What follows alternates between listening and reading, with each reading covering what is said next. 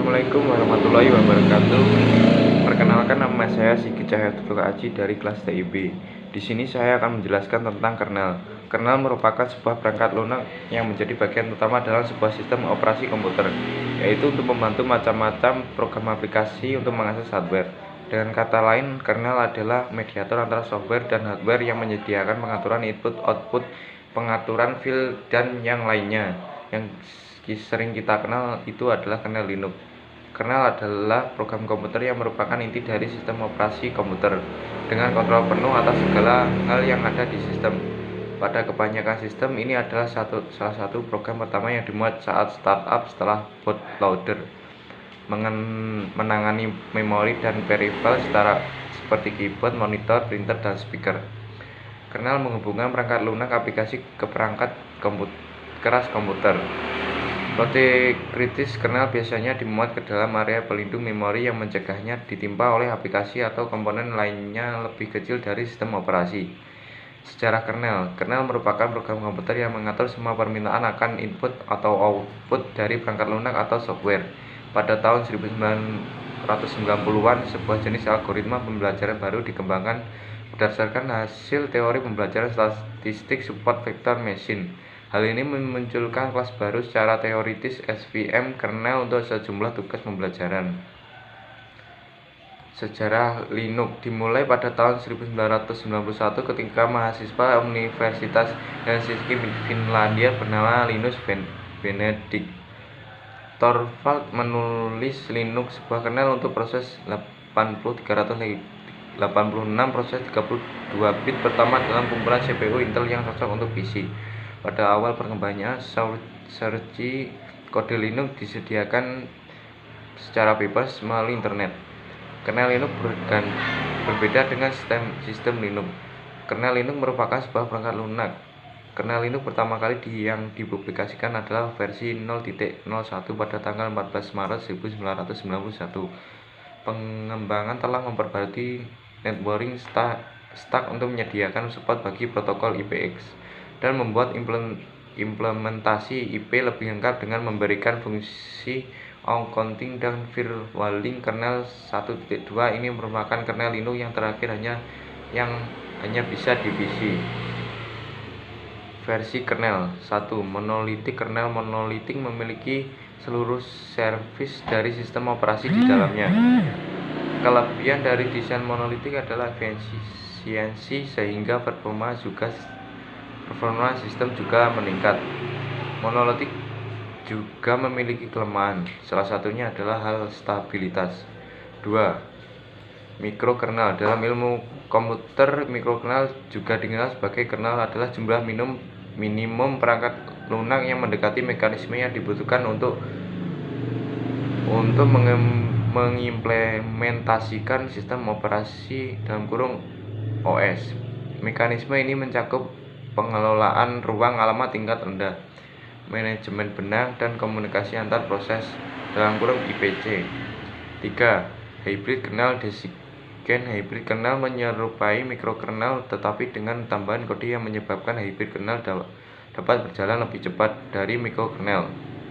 4. Exokernel. Exokernel adalah kernel sistem operasi yang dikembangkan oleh MIT Parallel dan Distributed Operating System Group dan juga merupakan kelas dari sistem operasi serupa.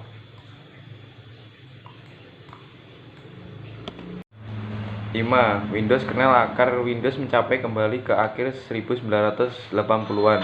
Kembali kemudian banyak hal menarik terjadi di ruang desain sistem RAID ingin termasuk SWR 4. Match mikrokernel, inovasi dalam networking dan windowsing times, dan banyak proyek penelitian berbasis OS. Itu keinginan menarik ini OPS memotivasi banyak siswa CS untuk belajar operasi sistem saat itu. 6.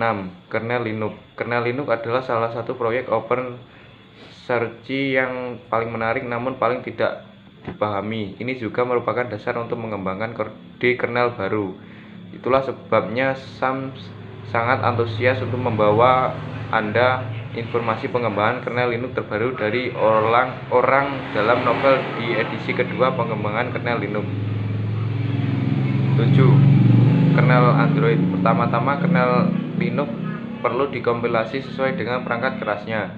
File konfigurasi harus dimodifikasi agar sesuai dengan spesifikasi perangkat keras.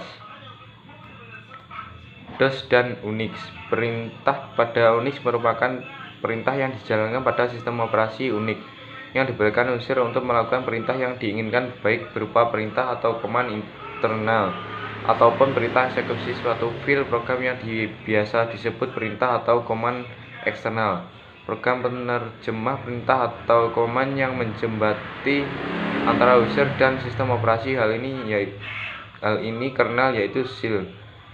Shell dapat digunakan user untuk menyusun perintah pada beberapa file dieksekusi sebagai sebuah program. Sejarah Unix. Sejarah Unix adalah sistem operasi yang cepat dan kuat karena dapat menampung banyak user sekaligus dan juga ideal untuk menyedia layanan internet. Banyak ilmu komputer yang berkata bahwa Unix lebih baik dari Windows karena lebih banyak fungsi dan dapat berkreasi di komputer lebih dalam. Unix adalah sistem operasi yang banyak digunakan untuk server di internet. Unix dibuat pada tahun 1969. Versi awal dari Unix file system terbuat dari hasil sketsa desain sebuah file system yang dikembangkan oleh Ken Thompson, Dennis Ritchie, dan yang lainnya bergabung dalam General Electric Company and Project Max of the Massachusetts Institute of Technology. Ritchie mengembangkan bahasa pemrograman B yang dihasilkan oleh Thompson menjadi salah satu dinamakan bahasa pemrograman C. Lalu didistribusikan ke mahasiswa pada tahun 1970. Pada saat itu masih belum punya sistem operasi, mereka pun Unix dan jadilah Advanced Research Project Network atau yang kita kenal sebagai ARPANET. Setiap perusahaan besar pun punya Unix versi mereka sendiri dikarenakan internet dijalankan oleh sistem operasi Unix. Hal ini terjadi pada sekitar tahun 1978 sampai 1998. Unix mendapatkan keuntungan karena merupakan pelopor utama internet dan telah banyak digunakan.